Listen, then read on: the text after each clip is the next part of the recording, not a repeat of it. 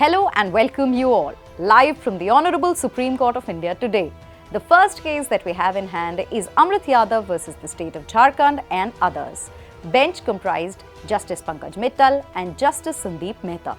The Supreme Court ruled that the 2010 recruitment process for Class 4 employees conducted by the Jharkhand government was illegal and unconstitutional, thereby annulling the entire process.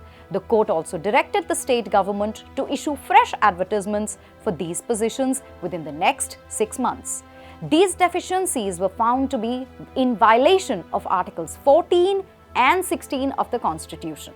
The Jharkhand High Court's decision to terminate several appointees without hearing, emphasizing that appointments made through an unconstitutional process cannot be upheld regardless of the candidate's years of service or lack of an opportunity to be heard before termination.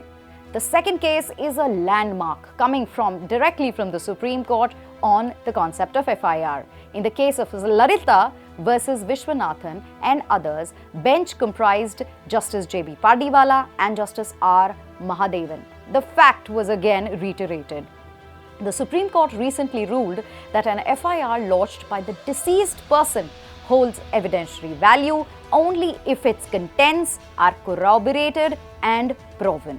The court clarified that if the informant's death is unrelated to the complaint, the FIR's contents would not be admissible as evidence. In such instances, the IO cannot prove the contents of the FIR. The court further observed that if the informant dies, the FIR may be treated as substantive evidence, provided there is a connection between the informant's death and the lodged FIR. It emphasized that numerous precedents support this view that an FIR can qualify as a dying declaration if the informant succumbs to his injuries after filing it. Accordingly, the court held that the trial court and the High Court were absolutely incorrect in permitting the police officer to prove the FIR's contents.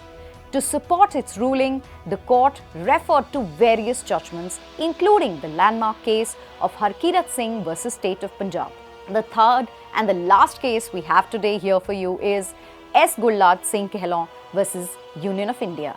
Bench Justice Abhay S. Oka and Justice Ujjwal Bhuyan. The Supreme Court recently agreed to conduct a detailed hearing on a petition seeking the implementation of the recommendations made by Justice S. N. Dhingra Committee regarding the 1984 anti-Sikh riot cases. The committee established by the Supreme Court in 2018 submitted its report in January 2020, highlighting the investigations in several riot cases had been derailed. It recommended, among other measures, the filing of appeals against acquittals. Although the Delhi police did file appeals, the Delhi High Court dismissed them due to delay. The bench was considering an Article 32 petition filed by S. Gulad Singh Kehlon in 2016, through which the court constituted a committee headed by Justice Dhingra. Keep watching The Law.